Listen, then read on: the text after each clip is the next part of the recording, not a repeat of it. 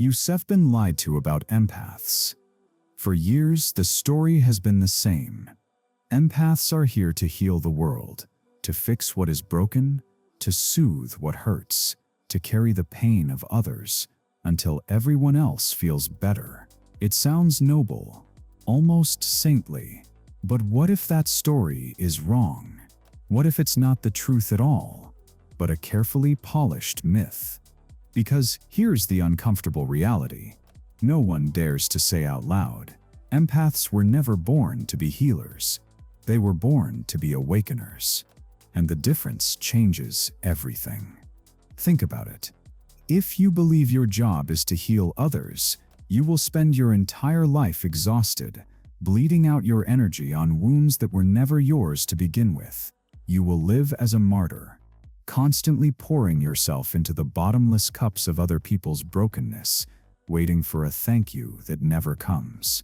But if you understand that your true role is to awaken, suddenly the weight shifts. You realize you were never meant to fix. You were meant to reveal.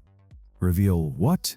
The part of humanity most people run from. The thing entire cultures bury in silence.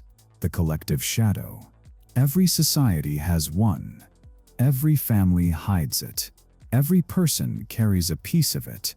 It's the dark reservoir of everything we repress and refuse to face: our unspoken rage, our disowned desires, our ungrieved losses. We like to pretend it doesn't exist, to hide it under rituals of politeness and masks of positivity. But it doesn't disappear. It festers. It leaks out in violence, in addiction, in betrayal, in the quiet despair that follows entire generations. And this is where the empath comes in. Because empaths don't just notice the shadow, they feel it in their bodies, in their dreams, in their bones. They are the canaries in the psychic coal mine of our civilization. They cry when others stay numb. They tremble when others pretend everything is fine. They shatter under the pressure of truths no one else wants to see.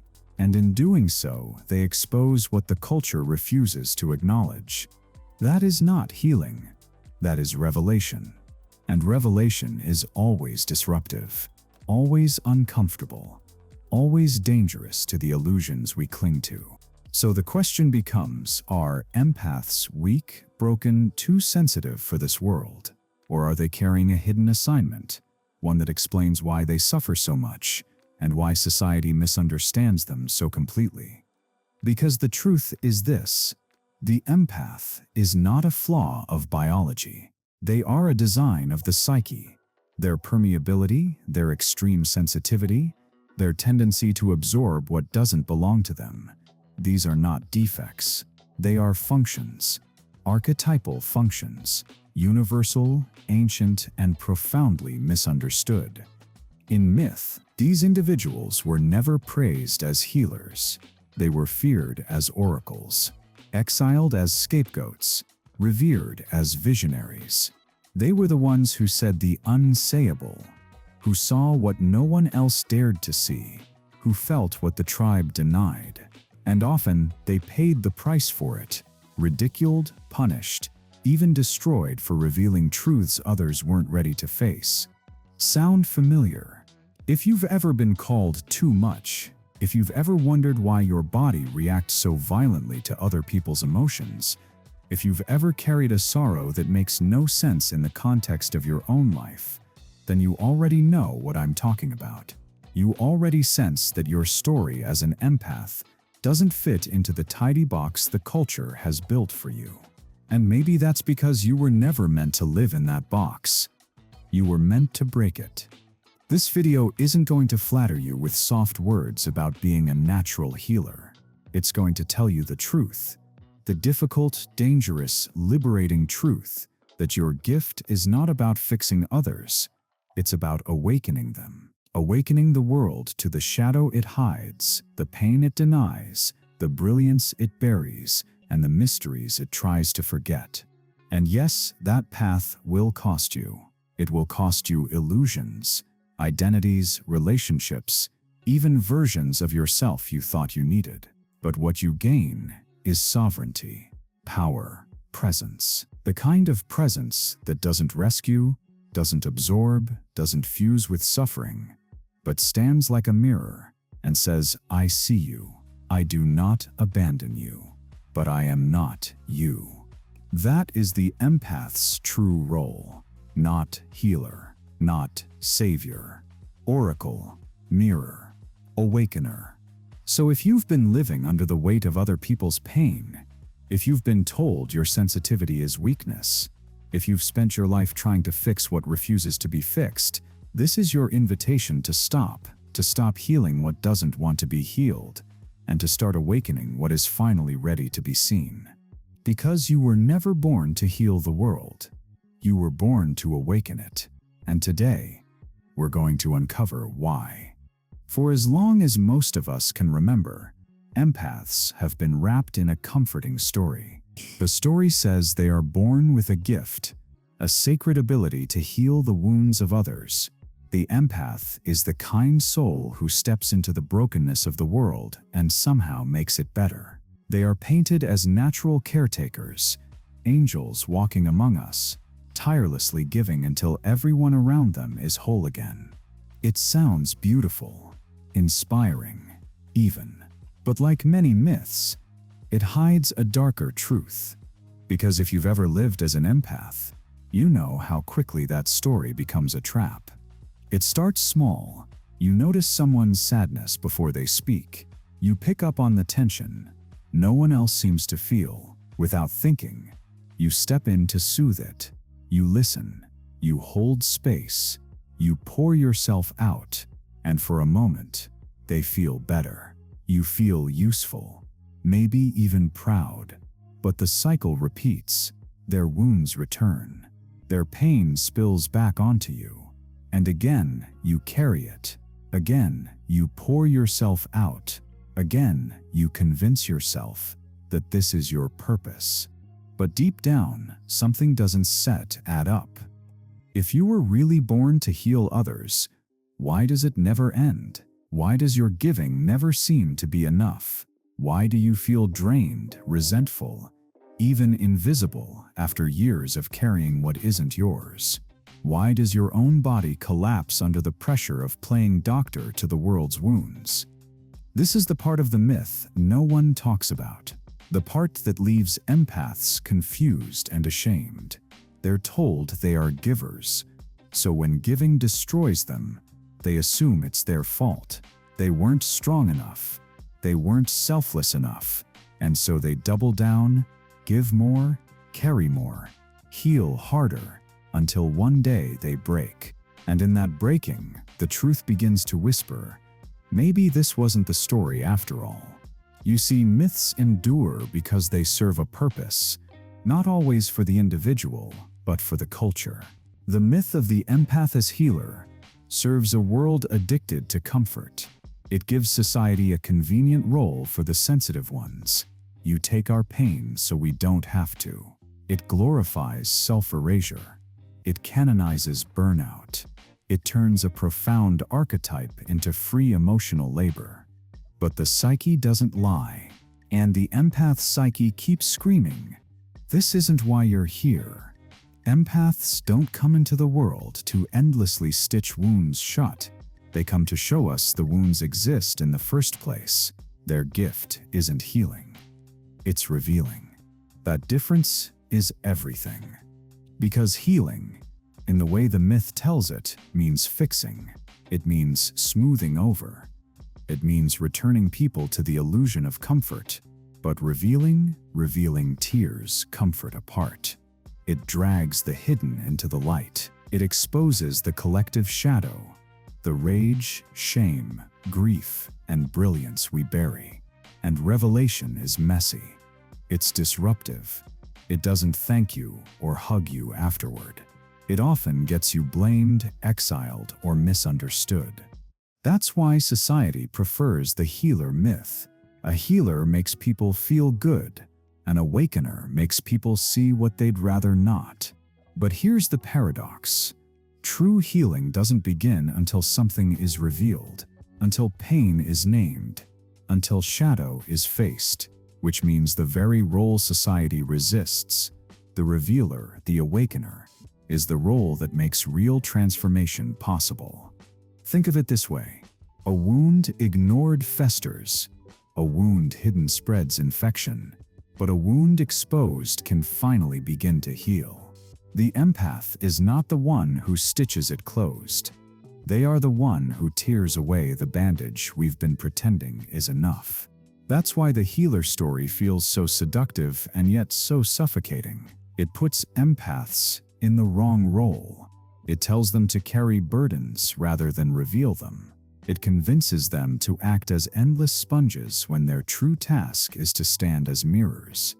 And if you lived as that sponge, you already know how it ends. Overwhelm, collapse, identity loss. Years of living as a shadow of yourself, because you believed the myth that said, "You are here to heal us." But what if that breakdown wasn't failure? What if it was the beginning of initiation? What if your exhaustion, your tears, your breaking point were not signs of weakness, but signs that the healer myth has run its course and the real story is calling you? The truth is that the empath is not the healer of others. They are the awakener of truth. Their gift is not endless sacrifice. Their gift is presence that reveals, and once you see this, the pieces of your life begin to fit. The pain begins to make sense. The story begins to shift.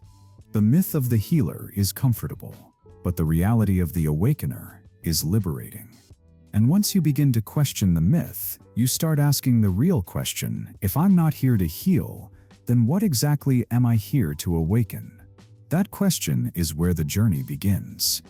If the empath is not here to heal, then what are they here to awaken? To answer that, we need to face something most people would rather never look at: the collective shadow. We often talk about the shadow in psychology as the personal unconscious, the repressed anger, shame, and desires we hide from ourselves. But what most forget is that there's not only an individual shadow, there's also a collective one. Entire cultures, families, and nations carry shadows, psychic baggage built over centuries of denial and repression. Think about it. Every culture has unspeakable histories: wars, betrayals, abuse, genocide, prejudice, lies passed from generation to generation. Every family has secrets, rage that was never expressed, grief that was never mourned, trauma that was never spoken. Every individual has pain they pushed away. All of that doesn't vanish. It gathers silently in the unconscious. It becomes what we call the collective shadow, the hidden reservoir of everything humanity refuses to deal with. And here's the unsettling truth: empaths are designed to feel it. Where most people numb out, the empath's body trembles. Where most people laugh it off, the empath's chest aches. Where most people scroll past headlines of tragedy, the empath cries without even knowing why. It's not weakness, it's initiation. Empaths are the canaries in the coal mine of the human psyche, absorbing what everyone else disowns, sounding the alarm on what society pretends doesn't exist. But let's be honest, this isn't glamorous. It's not romantic. It's often hellish. Imagine walking through life not only carrying your own wounds, but also the unresolved pain of generations, communities, even nations. Imagine waking up with sorrow you can't explain, with guilt that doesn't belong to you, with rage that bursts through your skin and yet isn't rooted in your own story. That's the empath's daily reality.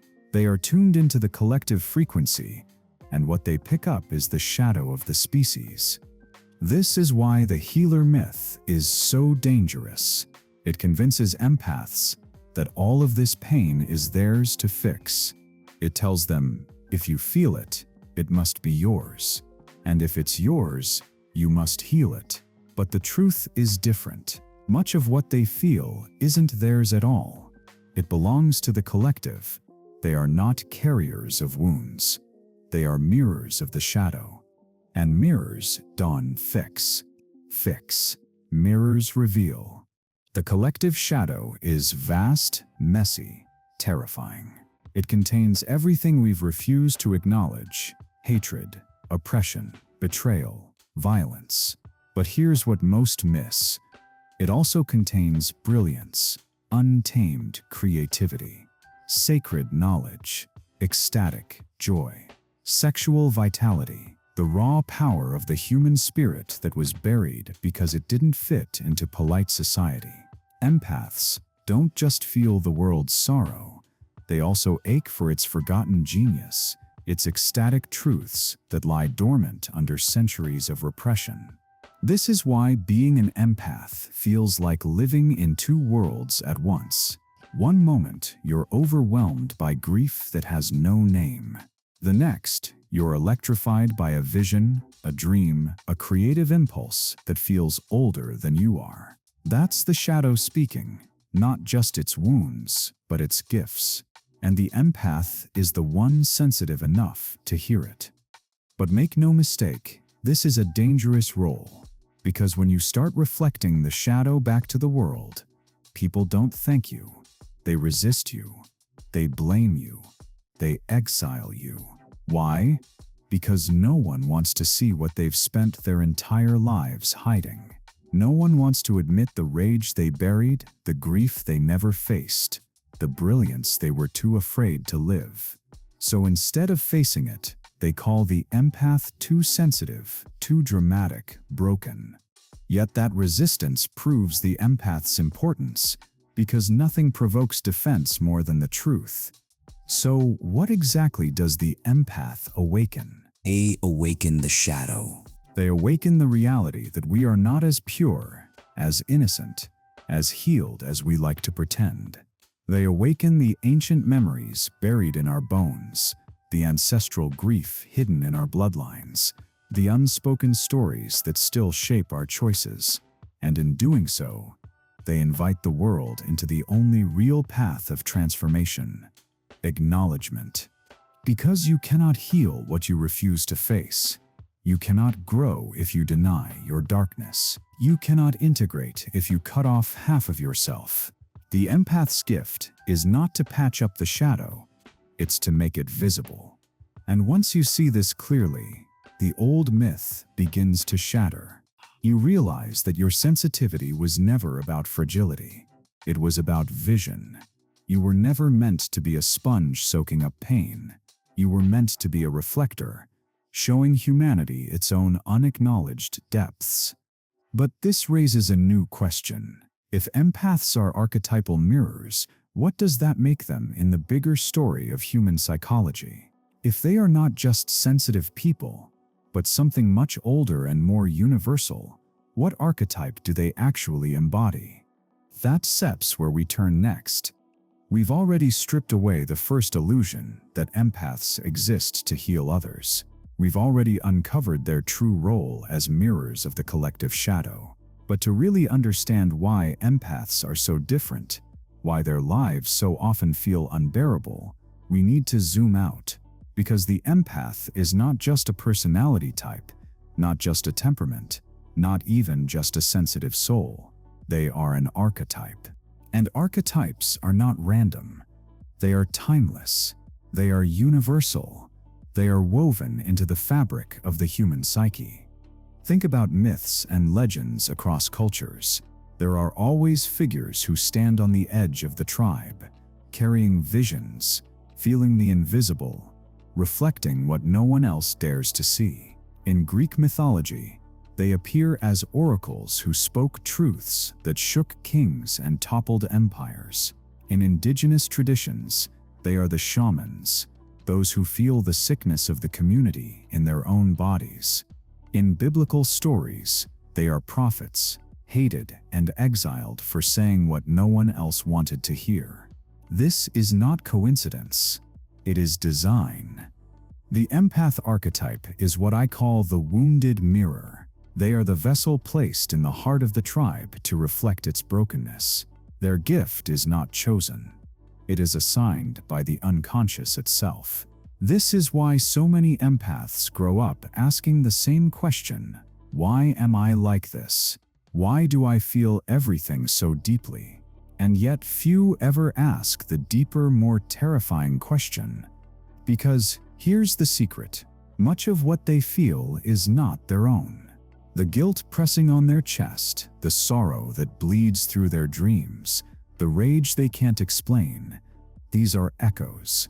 They are the ancestral cries of generations long past, stored in the unconscious and carried forward until someone sensitive enough appears to feel them. That someone is the empath. And this is where the archetype becomes clear. The empath is not simply damaged. They are designed. They are designed to be permeable, to absorb the unspoken stories of the tribe, to become the translator of the unconscious. Their nervous system is not broken. It is tuned to a frequency most people spend their entire lives avoiding. But here's the tragedy. Because empaths don't know this, they mistake their sensitivity for personal damage. They assume something is wrong with them. They internalize the message that they are too fragile, too dramatic, too unstable. They spend years trying to toughen up, to numb themselves, to fit into a world that was never designed for them. And yet, the more they try to reject their archetype, the more their suffering grows, because archetypes cannot be denied. They will push through every defense until you accept your role. The empath archetype is the wounded mirror for a reason. To mirror the collective's brokenness, they must first feel broken themselves. To reflect ancestral trauma, they must first mistake it for their own. This is the initiation. The empath descends into the underworld of confusion, of overwhelm, of despair, not because they are weak, but because the archetype demands it. Only by being shattered can they learn the truth. The pain was never just theirs. This is why empaths often live double lives. On the outside, they seem ordinary, working jobs, maintaining relationships, trying to keep it together. But on the inside, they are living in a mythic drama. They dream of burning cities, of weeping mothers, of faceless children crying out. They wake with emotions that don't match their circumstances. They carry burdens that no personal biography can explain. And without language for this, they spiral into self-blame. But once they understand the archetype, everything shifts. They see their life not as random suffering, but as initiation. They realize that their role is not accidental. They were placed in the machinery of the collective psyche for a reason. They are here to reflect, to awaken, to carry truths into the light. This doesn't make the path easy. In fact, it makes it harder, because archetypal roles are always resisted by the collective. The prophet is always doubted. The oracle is always mocked.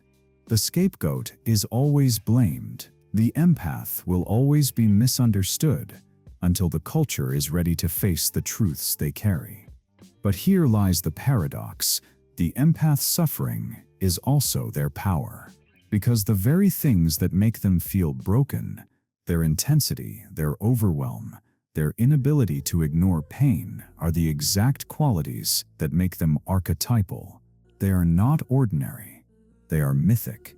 And once they see this, they stop trying to be normal. They stop apologizing for their sensitivity. They stop asking for permission to feel. Instead, they begin to embrace their role as the mirror. But mirrors don't only reflect wounds, they also reflect light. And within the collective shadow lies not just pain, but hidden gold, creativity, ecstasy, sacred knowledge long buried. The empath doesn't just reflect humanity's wounds, they also awaken its forgotten brilliance. To step into this role fully, however, the empath must descend deeper into the underworld of the psyche, where the shadow takes its most terrifying form. And this is where our journey takes us next. If the empath is the archetypal mirror, then what exactly are they reflecting? To answer that, We need to descend into a place most people fear to enter, the underworld of the psyche. This underworld is not a metaphor. It is a psychic reality, a realm of forgotten memories, of repressed desires, of ancestral pain echoing through bloodlines. In Jungian psychology, it is the domain of the shadow, populated not by fantasies, but by what Jung called autonomous complexes, semi-independent psychic entities born of trauma and repression. These complexes are fragments of the soul, broken off when an experience was too overwhelming to process. They don't disappear, they linger in the unconscious, waiting, demanding, influencing. And here's the secret few understand: empaths are magnets for these complexes. Why? Because their boundaries are porous. Their sensitivity doesn't stop at the skin. It extends into the invisible realm, the subtle dimension of the psyche. When others numb out, the empath absorbs. When others bury, the empath feels. When others project, the empath catches the projection and carries it as if it were their own. This is why the empath so often feels haunted. They are haunted not by ghosts in the traditional sense, but by complexes, echoes of rage, sorrow, guilt, lust, terror, that don't belong to them alone. These entities act with will. They seek expression, and when denied, they spill into the empath's nervous system, manifesting as panic attacks, unexplained exhaustion, chronic illness, and dreams that feel more like invasions than imaginings. The empath thinks, "I'm broken. I'm weak. Something is wrong with me."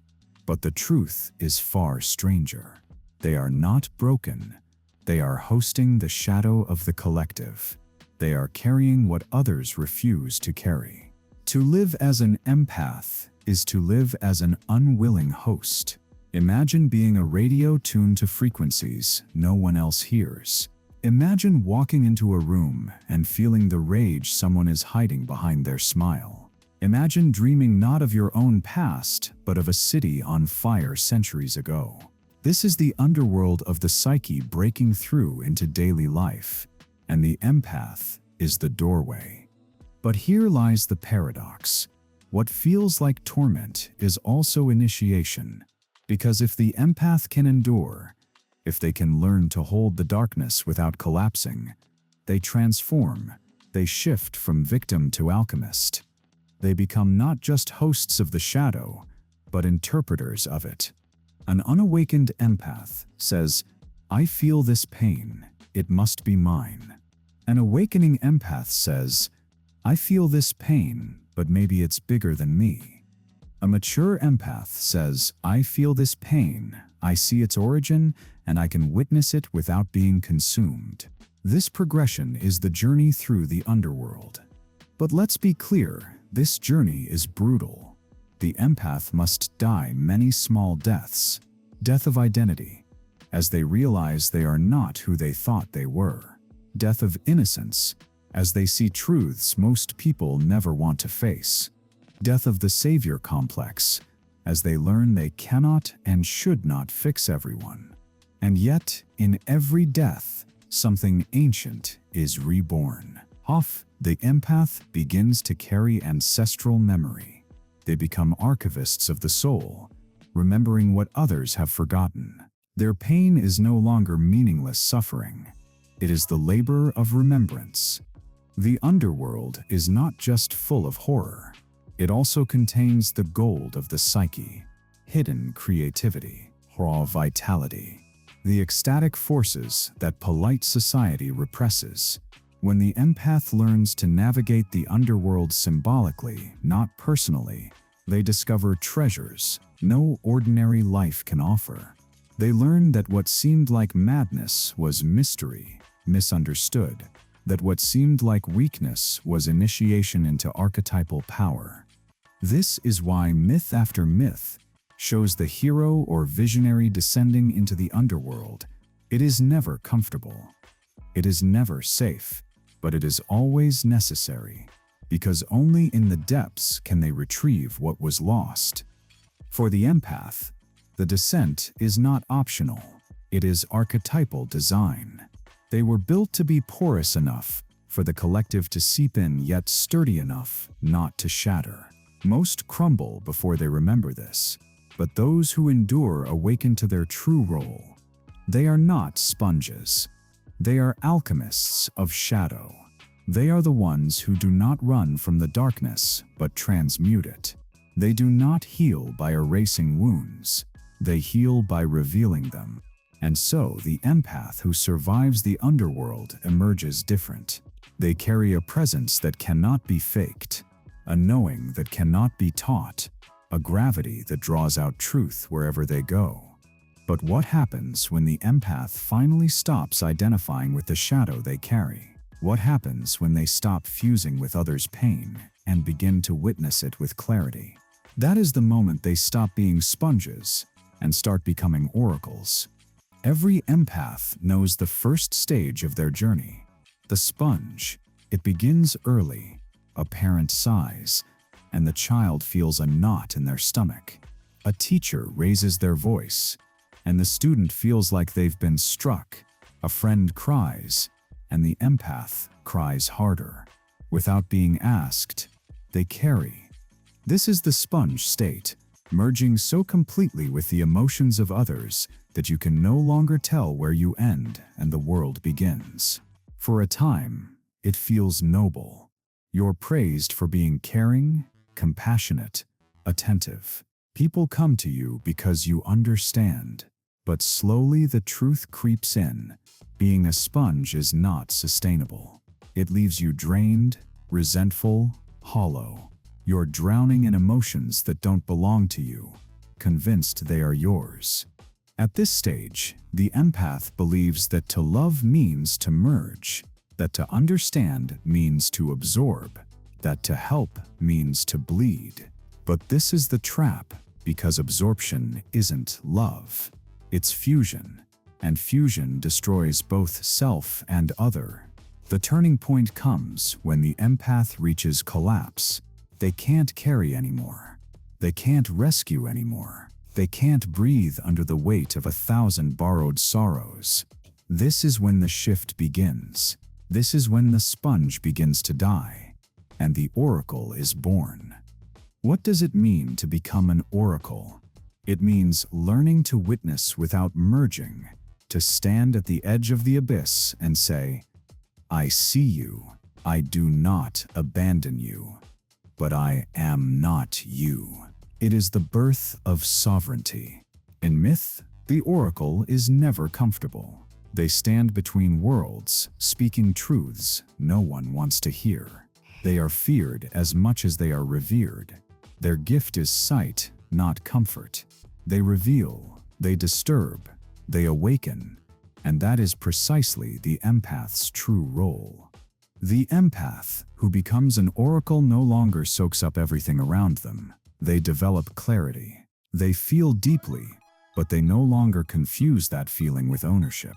They know what belongs to them and what belongs to the collective. They stop mistaking absorption for love. Instead, they offer presence, and presence is far more powerful than fusion. Presence says, I see your pain, but I don't need to fix it to stay with you. Presence says, I hear your sorrow, but I don't need to drown in it to honor it. Presence says, I can stand with you without disappearing into you. This is maturity.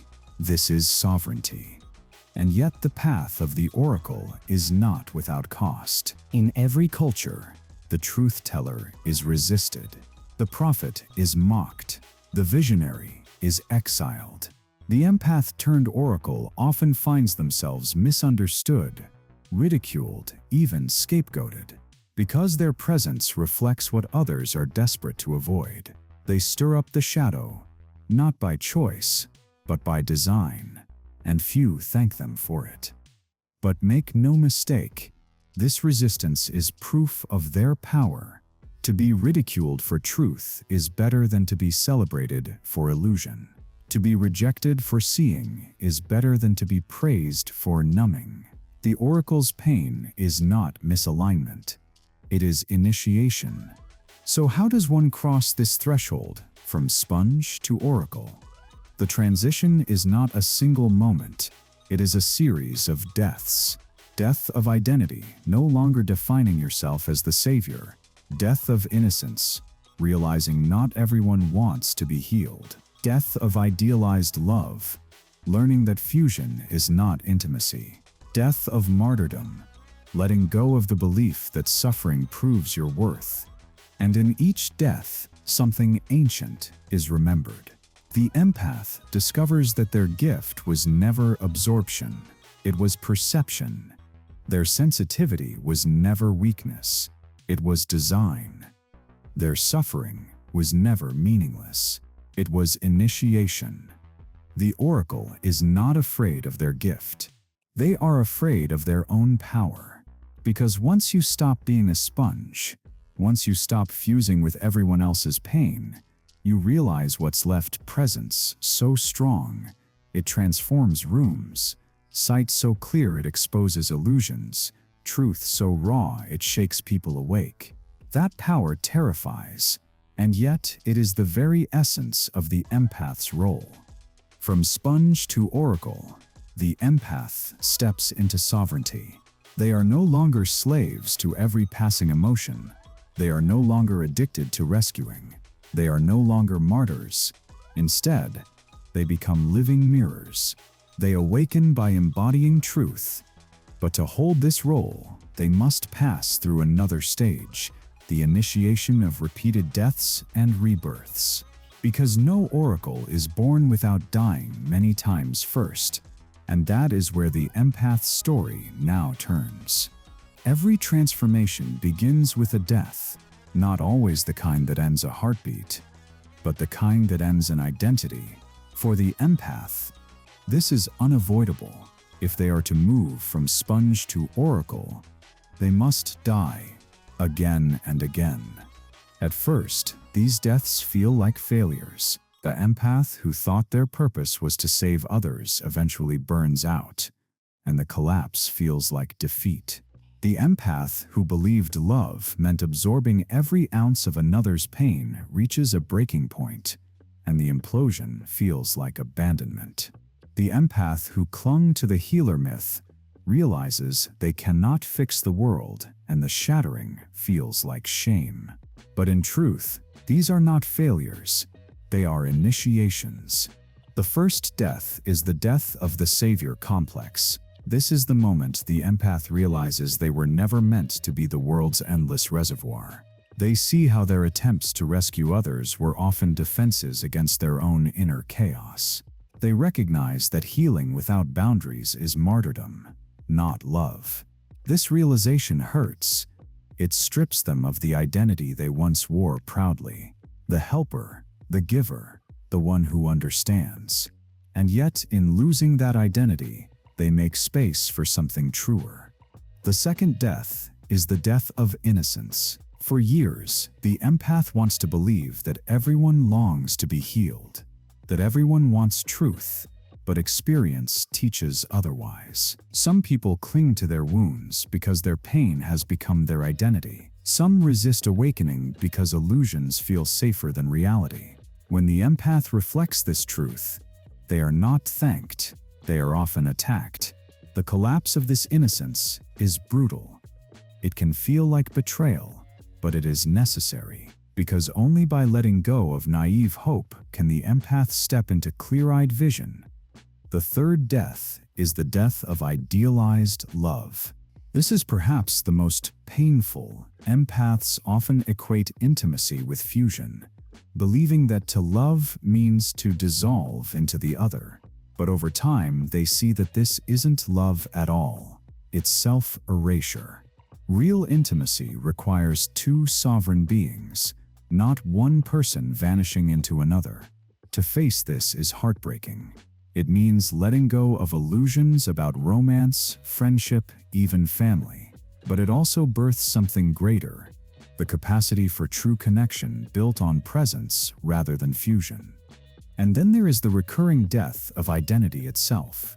The empath will die many small deaths throughout their life, each time they shed an old role, an old belief, an old mask.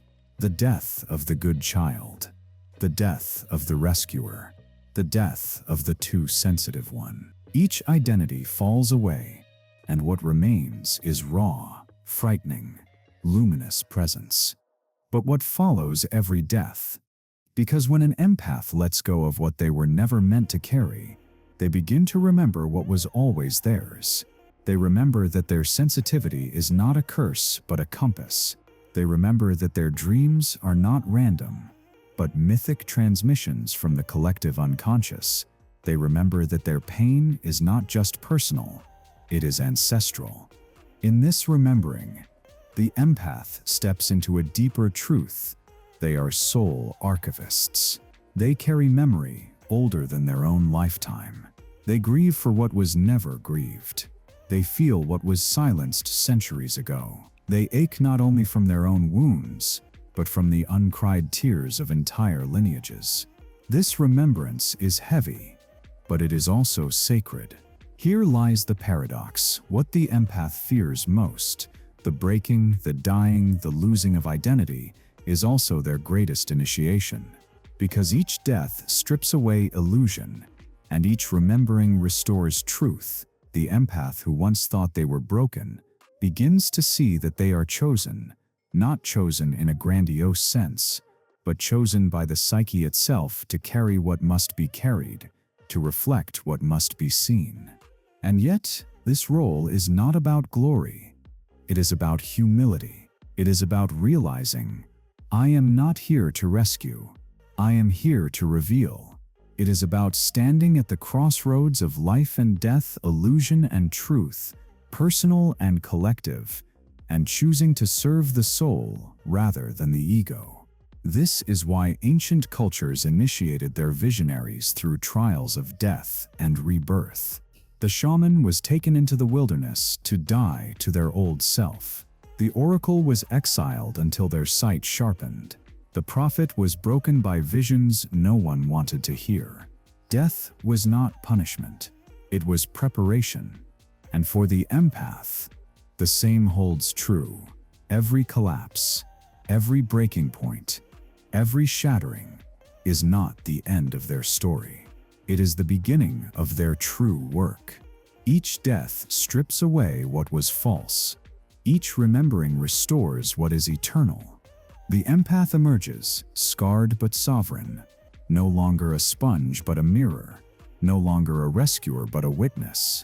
They begin to live from a place of clarity, of sovereignty, of quiet power. But there is another step in this initiation, because the empath's body itself becomes the stage upon which this drama plays out, and unless they learn to read the body's language, they will mistake sacred signals for symptoms. That is where our journey leads next. If the empath's psyche is a mirror, then the body is the canvas, and too often, that canvas is misread. The empath feels tremors in their chest, tension in their gut, sudden tears, unexplainable exhaustion. Doctors may call it stress, friends may call it oversensitivity. The empath themselves may call it weakness. But what if none of those labels are true? What if the body is not betraying the empath, but speaking to them? You see, the body is the shadow's map. It records what the mind represses. It translates what the collective denies. And for the empath, this translation is loud. While others walk numb through the world, the empath's body becomes a living oracle. Think about the last time your stomach clenched around someone who was smiling at you. Outwardly, there was no reason to feel uneasy, but inside, your body knew. The nervous system doesn't lie. It detects what the conscious mind tries to hide, or consider the unexplained heaviness in your chest after spending time with a friend. They didn't say they were hurting, but you walked away carrying sorrow that wasn't yours. That wasn't random. That was information. The empath's body is not fragile. It is permeable. It is designed to pick up signals others ignore. A tightening, a tremble, a sudden ache. These are not just symptoms, they are signals. They are the language of the unconscious, speaking through the soma. The tragedy is that most empaths learn to mistrust this language. From childhood, they are told they are overreacting, dramatic, weak. So instead of listening to their bodies, they fight them. They medicate away the tremors. They numb the tears. They treat their exhaustion as failure. And in doing so, they silence the very oracle they were born with. But when the empath begins to shift from sponge to oracle, they reclaim their body as a sacred map. They stop asking, "What's wrong with me?" and start asking, "What truth is trying to speak through me?" That one change transforms everything. Suddenly, the clenched stomach in a conversation isn't pathology. It's a signal of deception. The ache in the chest isn't a personal defect. It's the residue of collective grief surfacing. The skin crawling isn't a random flare. It's the body whispering, "This energy does not belong to you." To live like this requires trust. Radical trust, because the body doesn't always speak in words. It speaks in sensation, in shivers, in tears that come without reason. And trusting that language means learning to interpret symbolically, not literally. A dream of drowning may not mean you're physically at risk. It may mean you're carrying emotions too vast for one person to hold. A recurring migraine may not mean your brain is broken. It may mean you're resisting truths trying to force their way into consciousness. An ache in your throat may not be a simple cold. It may be the unspoken words of your lineage demanding to be voiced. This is why mystics across time have seen the body as a temple, not a prison, not a problem, a temple where the unconscious and the divine intersect. And for the empath, this temple is especially alive. But let's be clear, this gift cuts both ways. Without awareness, the body becomes a battlefield. Overwhelm sets in. Fatigue becomes chronic. Anxiety feels endless. The empath collapses under the weight of signals they cannot interpret. They drown in data without a key. Awareness is the key. Symbolic perception is the doorway. When the empath learns to see their body not as betrayer but as translator, they stop drowning. They begin decoding. They ask, what is this sensation pointing toward? Whose grief is this? What collective truth is trying to break through? This is the alchemy of the body. It turns symptoms into signals, overwhelm into guidance. It turns pain into prophecy. And perhaps most importantly, it restores power. Because when the empath realizes their body is not failing but informing, they stop warring with themselves. They begin to stand with their body as ally. They learn to ground, to release, to set boundaries, not out of fear, but out of reverence for the vessel that carries so much. In ancient cultures, the empathic ones, the shamans, oracles, healers, were often trained to listen to their bodies. Trembling wasn't weakness, it was initiation. Tears weren't shameful, they were sacred release. Exhaustion wasn't laziness, it was the sign of carrying what belonged to the tribe. Today, we medicate what older cultures sanctified. We call disease what they called prophecy.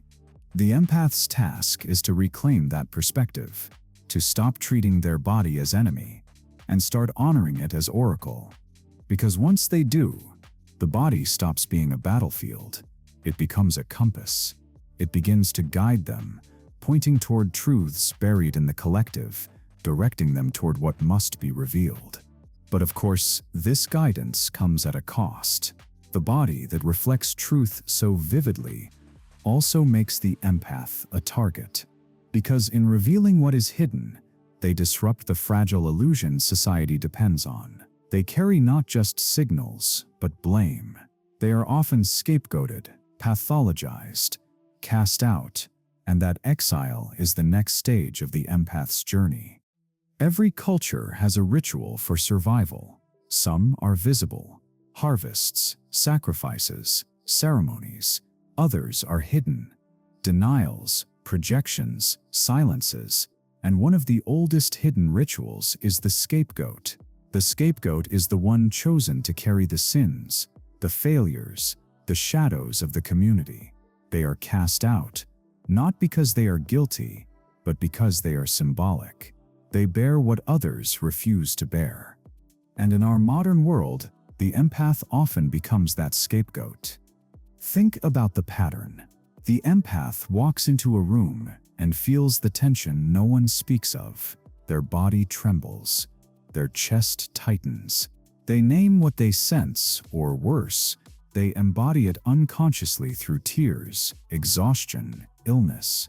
Suddenly, the attention turns. You're too sensitive. You're overreacting. You're the problem. This is projection at work.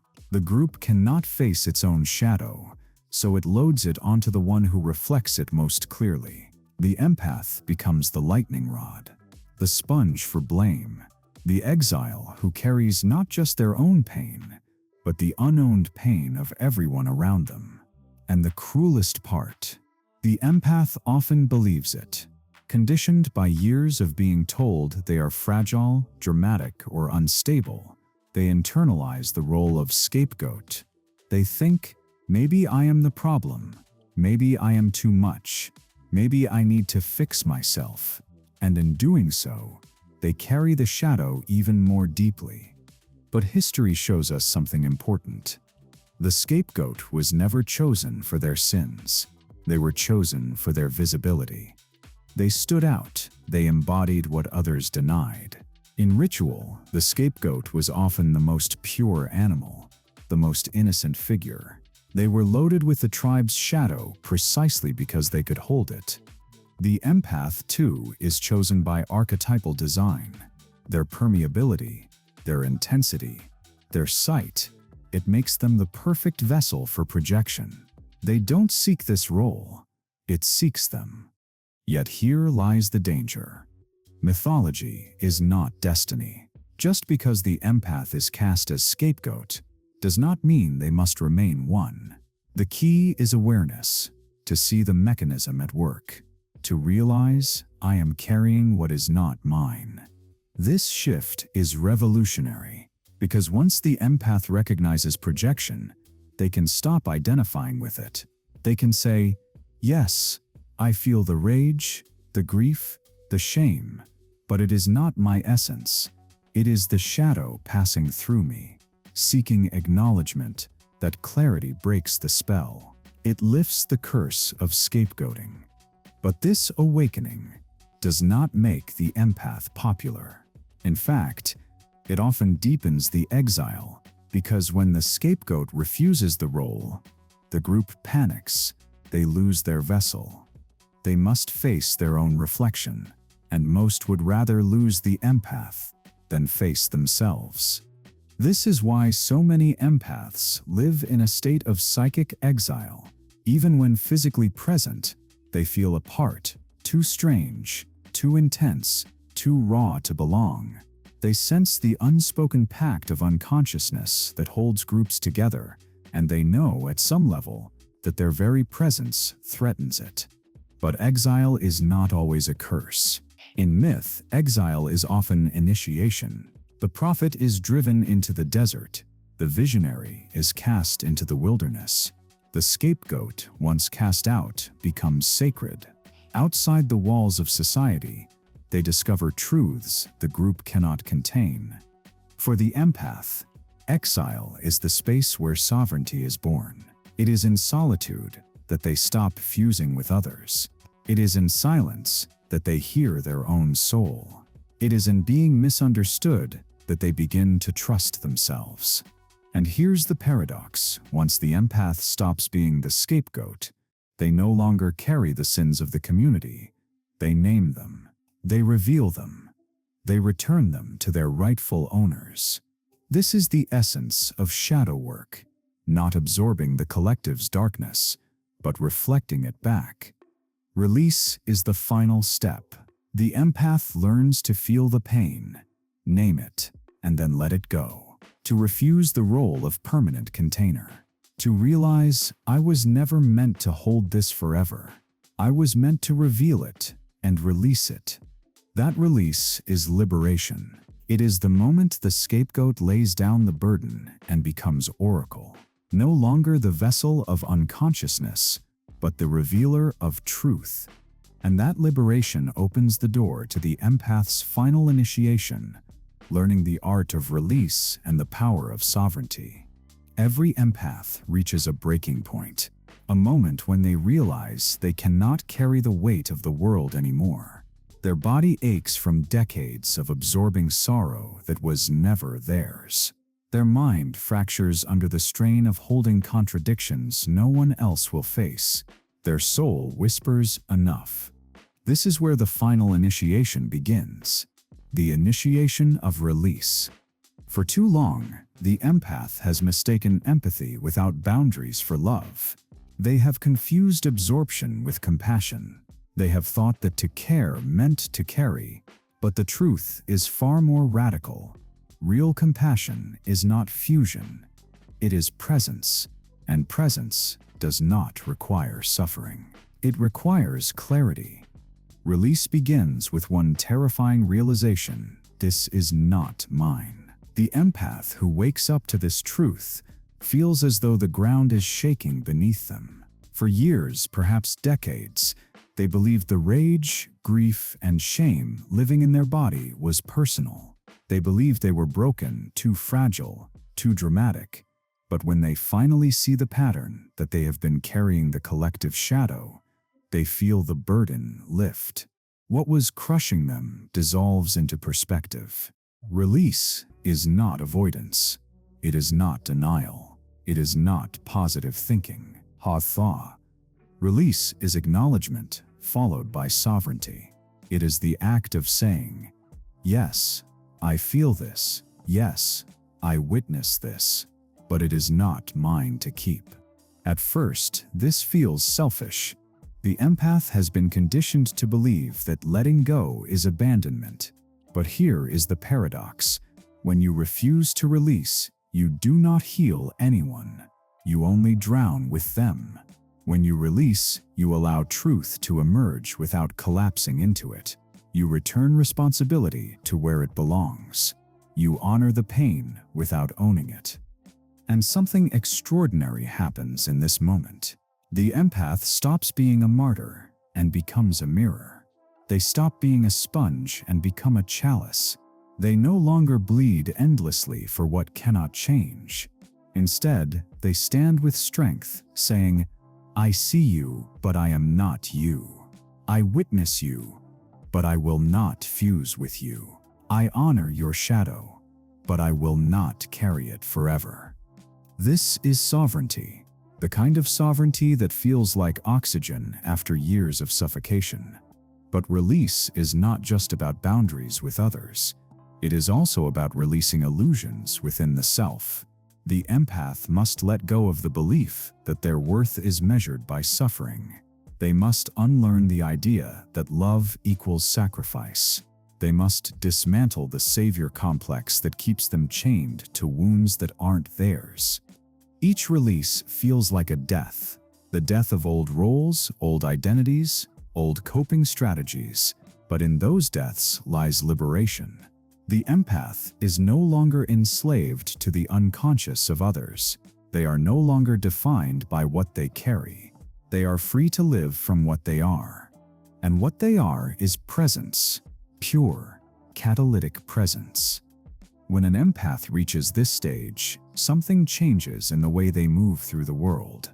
They no longer rush to rescue. They no longer collapse under projection. They no longer mistake chaos for depth. Instead, they emit coherence. Their presence alone begins to transform spaces, not because they are fixing anyone, but because they are embodying what it means to feel deeply without drowning. People notice it. They soften around the awakened empath, not because they are being saved, but because they are finally being seen. To be seen without judgment, to be witnessed without someone fusing with your pain, that is the rarest form of love, And that is the empath's true medicine. Release is the turning point where the empath ceases to be scapegoat and becomes oracle. They no longer exist to carry the world's sins.